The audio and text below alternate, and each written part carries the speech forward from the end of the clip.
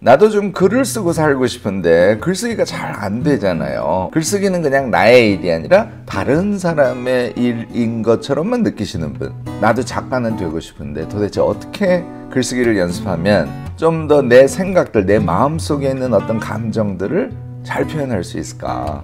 여러분들 한 번쯤은 생각하셨을 겁니다. 이거요, 생각, 마음 요 세 개하고 말하는 세계, 그리고 글 쓰는 세계, 요게 각각 다 회로가 있어요.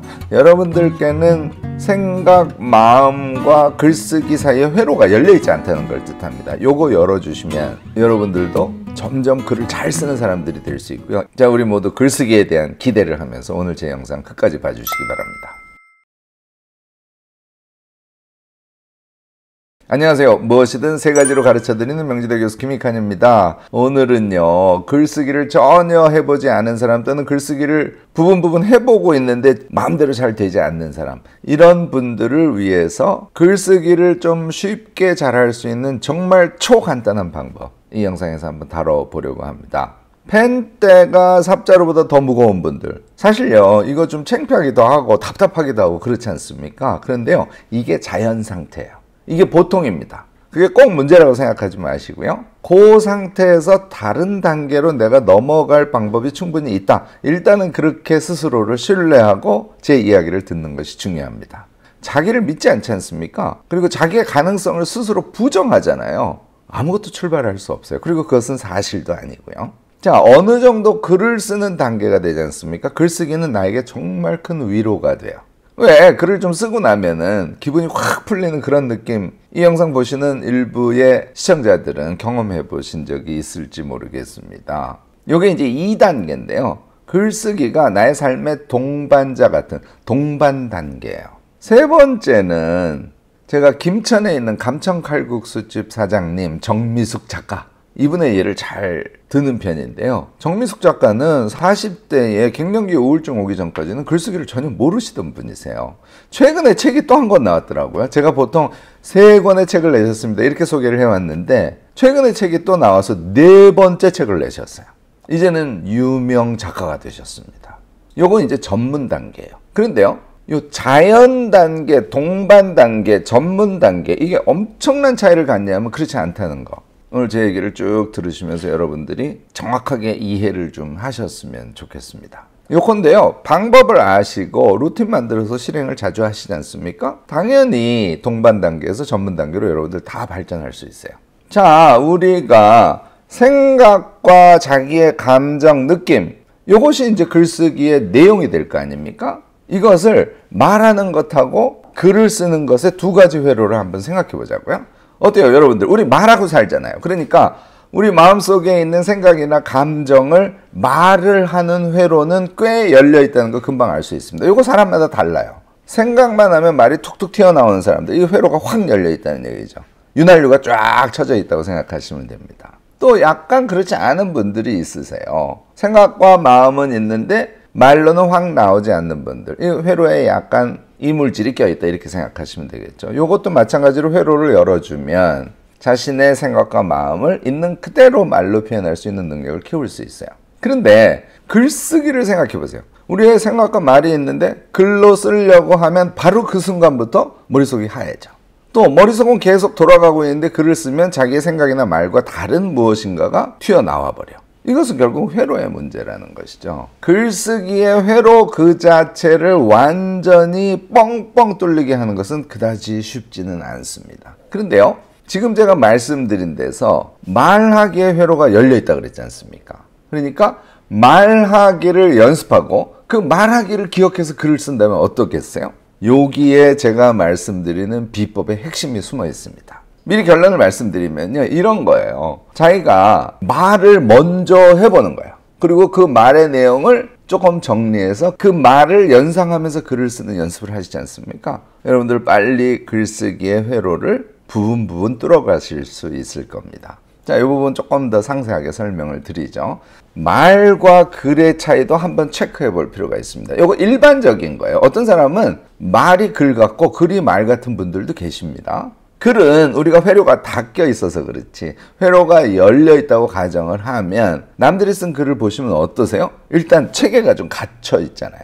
대체로 우리가 맨날 얘기하는 서론, 본론, 결론 이런 것들로 좀 나뉘어져 있는 것 같고, 그래서 앞에 뭔가 문제 제기를 하고 본론에서 쭉 설명을 한 다음에 최종적으로 자기가 맺으려고 하는 결론을 뒷부분에 배치한다든지 뭐 여러 가지 방법들이 이제 양발식 방법도 있고 그래요. 글들은 우리가 읽어보면 이렇게 체계가 있고 또 글에서 강조하고자 하는 것들이 잘 표현되어 있는 경우들이 많습니다. 글과 말 사이에 이런 차이가 있다는 거예요. 그러면 우리가 말을 글처럼 체계성 있게 하고 자기가 강조하려고 하는 포인트 같은 거를 말 속에 퍽퍽 박으면 그것을 그대로 글로 옮기면 될 거 아닙니까?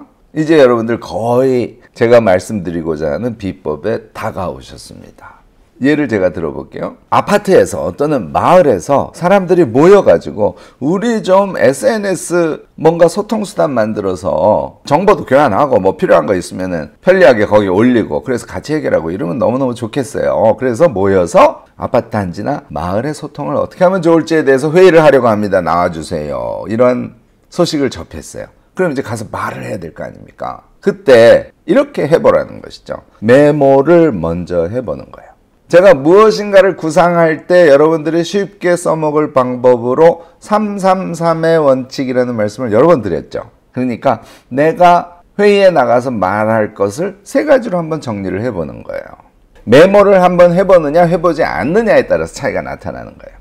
글감이 생겼으면 그 글감과 관련된 내용을 세 가지 정도로 정리를 하세요. 일반적으로 제일 앞에 머릿말 서론 같은 걸 달지 않습니까? 그 다음에 본론 내용을 쓸 거예요. 지금 얘기한 대로 세 가지로 나눴어요. 그럼 2장, 3장, 4장이 되지 않겠습니까? 마지막에 맺은말을 붙였어요. 그러면 5개 파트 정도로 나눈다고 생각하고 메모를 하시는 거예요. 세 가지 내용을 넣고. 자, 2장에 들어갈 내용도 어떻게 해요? 2장에 들어갈 내용 세 가지. 동그라미 3개 치고 이 내용, 저 내용, 저 내용 이렇게 메모로 구성을 해보시는 거예요. 그 다음에는 그 메모하신 거를 보고 말씀을 먼저 해보시기 바랍니다. 사람이 참 이상한 게요. 말을 하다 보면 말을 하는 과정에서 조금 더 내용이 구체화되기도 하고 구성이 약간 바뀌기도 해요. 그래서 한 번 말하는 연습을 해보고 메모한 것을 추가 보완하고 고치기도 하고 이렇게 해서 메모를 완성합니다. 글쓰기 시작하실 때 조심할 게 있어요. 이거는 글쓰기다라고 생각하지 말고 내가 방금 말한 것을 기억해서 적어 넣는다 이렇게 생각하시고 글을 쭉쭉 써 내려가시는 겁니다. 요게 기본 방법이에요. 여러분들 이제 방법은 익히셨습니다. 자, 그러면 얘를 실행해야 되잖아요. 얘를 효과적으로 실행하기 위해서는 여러분들이 몇 가지를 더 준비하시는 게 좋습니다.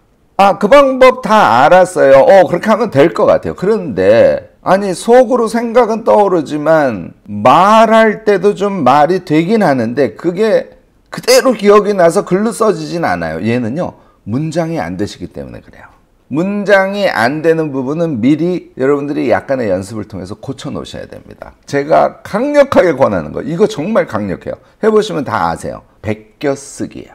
하루에요 여러분들이 마음에 드는 책 한 권을 정하셔서 한쪽씩만 베껴쓰기를 하세요. 제가 베껴쓰기 하라 그러니까 이제 노트북에다가 베껴치기를 하는데 책을 보고 노트북에 치시는 분들이 있어요. 이거 안 됩니다. 정성스럽게 손글씨로 쓰시는 분들 이건 너무너무 좋습니다. 그런데 이분도 단어 2개 보고 베껴쓰고 단어 2개 보고 베껴쓰고 이렇게 하시는 분들 계세요. 이렇게 하면 안 됩니다. 왜 안 될까요? 베껴쓰기 연습을 하는 이유는 베껴쓰는 그 책에 쓰여진 글의 뉘앙스랄까 그가 사용하는 단어랄까 특히 이제 문장의 마무리에 해당하는 우리가 서술어라 그러죠. 이 서술어를 어떻게 쓸 것인가 이런 게 되게 중요하거든요. 걔를 문장이 하나가 쭉 있어요. 그러면 제일 좋은 거는 문장 하나를 전체를 읽고 그것을 기억해서 베껴쓰기를 하는 거예요. 기본적인 내용이 기억이 나고 그가 쓴 핵심적인 단어들이 기억이 나고 이러면 그냥 기억에 의존해서 쭉쭉 쓰시고 그래도 기억이 안 나면 살짝 다시 보시고 쓰세요. 얘를요 첫날 하루하고 내가 아무리 하려고 그래도 기억이 안 나서 나는 못했습니다. 그리고 포기하시는 분 요것만 안 하시면 돼요. 어떻게 첫날 다 되겠습니까? 둘째 날 하시고 셋째 날 하시면요 매일매일 조금씩 달라집니다. 한 일주일 하시면 내가 이제 나의 생각을 글로 쓸 수 있을 것 같은데 이런 느낌 여러분들 받으신다니까요. 베껴쓰기는 제가 여러분들께 한 달을 권합니다. 토일요일은 좀 쉬셔야 되니까 일주일에 5번 매일 한쪽씩 이렇게 연습하시면 여러분들 글을 10년 이상 한 번도 쓴 적이 없는 분들도 글쓰기가 가능해지니까요 의심 마시고 시도해 보시기 바랍니다. 자, 요거를 하면서 동시에 여러분들이 하시면 굉장히 유용한 것이 또 있어요. 요거를 저는 한 줄 쓰기라고 칭하는데요. 그러니까 베껴쓰기를 일주일쯤 했어. 그 다음에는 베껴쓰기를 한 다음에 한 줄은 자기 문장을 만들어서 써보는 거예요. 아이고, 2줄 쓰면 안 됩니까? 아이고, 3줄 쓰면 안 됩니까? 안 돼요. 농담입니다. 욕심내시 말고 한 문장만 쓰려고 한번 노력을 해보시라는 거죠. 너무 줄줄 나와서 2문장을 썼어. 물론 좋습니다. 그런데 어쨌든 하루에 한 문장씩은 쓰는 습관을 몸에 붙일 거 아닙니까? 이때 몸에 붙은 글을 써내려가는 힘이요. 여러분들이 긴 글을 쓸 때 정말 중요한 어떤 밑거름이랄까요? 그런 역할을 하게 될 겁니다. 자, 이제 한 달쯤 했더니 글을 막 쓰고 싶은 마음이 속에서 막 우러났어. 이때는요, 일기 쓰기가 제일 쉬워요.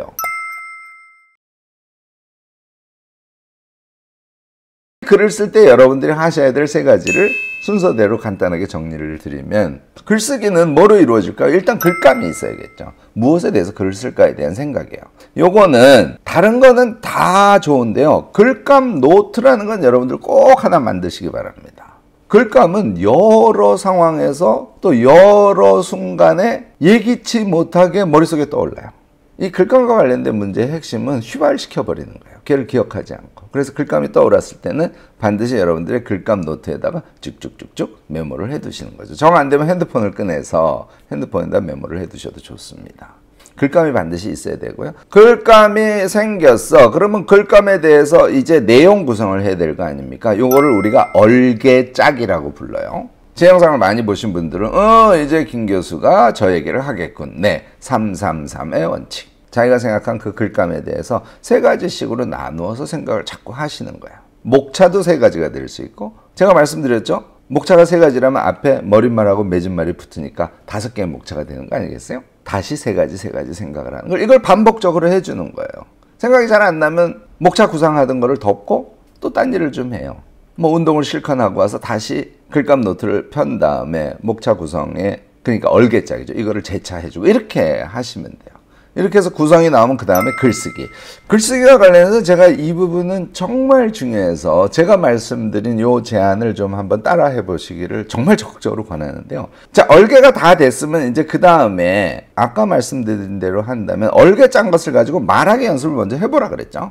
이거 꼭 하세요. 말하기 연습을 해서 생각과 마음 그리고 글쓰기 사이에 이 회로에 기름칠을 쫙 해줬어. 그럼 훨씬 더 원활하게 글을 쓸 수 있죠. 이때요, 완성태로 글을 쓰는 분들이 대부분입니다. 아주 심한 사람은요, 한 문장 쓰고 2번째 문장 쓰고 다시 앞문장으로 가서 그걸 또 고쳐요. 3문장 쓰고 앞문장으로 가서 첫 번째, 2번째 또 고쳐요. 이렇게 해서는 생각과 마음 그리고 글쓰기 사이에 제가 말씀드린 회로가 뻥 뚫리겠어요. 계속 콱콱콱콱 막힙니다. 제가 권하는 것은 초보를 쓰실 때는 문장을 완성하지 않는 겁니다. 그렇게 내용 위주로 쭉쭉쭉쭉 써나가는 작업을 하면요, 문장을 수려하게 써야 된다, 뭐 문법에 맞게 써야 된다 등등의 부담감이 몸에서 확 빠져나가면서 글을 훨씬 더 자연스럽게 쭉쭉 빨리 써나갈 수 있게 됩니다.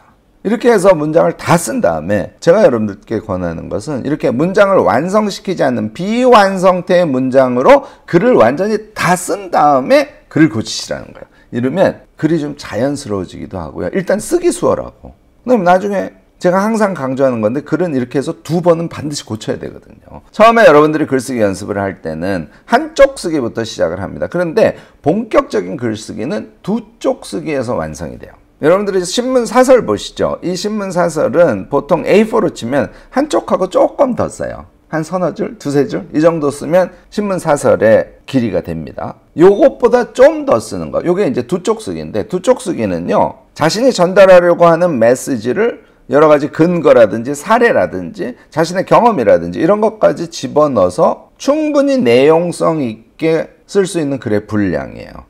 여러분들이 자기계발서나 우리가 좀 쉽게 읽을 수 있는 책들 있죠. 이런 걸 보면 대체로 한 꼭지가 A4로 2쪽이나 2쪽 조금 넘는 분량으로 구성되어 있는 경우가 대부분입니다. 왜냐하면 이것이 메시지를 담을 수 있는 제일 짧으면서도 설득력 있는 그런 사이즈거든요. 여러분들도 여기까지 글을 쓰실 수 있게 되면 완전히 글이 자신의 삶에 동반되는 그런 수준에 이르를 수 있는 것이죠.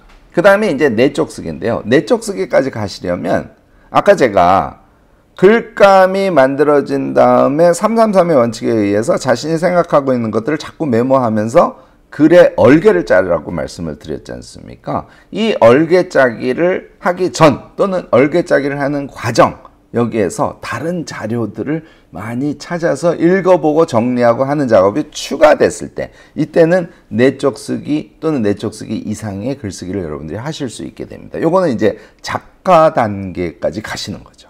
제가 처음 시작할 때 10년, 20년 내가 글이라는 걸 써본 적이 없어. 이런 분들도 글 쓸 수 있다고 말씀드렸지 않습니까? 앞서 말씀드린 대로 말하기를 글쓰기의 전 단계에 도입을 해서 우리의 글쓰기의 회로를 뚫어주시면 정말 여러분들 다 할 수 있어요. 이걸 출발 지점으로 해서 제가 뒤에 말씀드린 수련의 과정들을 쭉 거치시는 이 작업을 꼭 해주시기 바랍니다. 글쓰기에 대해서는 답답한 경험에서부터 자기가 글쓰기를 전혀 못하던 사람이 이렇게 하니까 글이 잘 써져, 이런 노하우들 모두 각자 갖고 계시지 않습니까? 지혜 나눔 적극적으로 해주시기 바랍니다.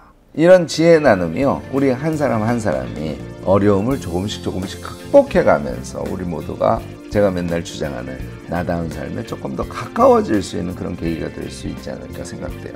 지혜 나눔은 그런 의미를 갖고 있습니다.